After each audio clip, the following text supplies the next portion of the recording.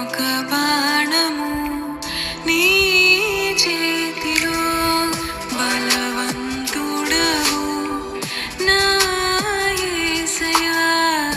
నేనొక బాణము నీ చేతిలో సైన్యములకు అధిపతివి నా యేసయ్యా.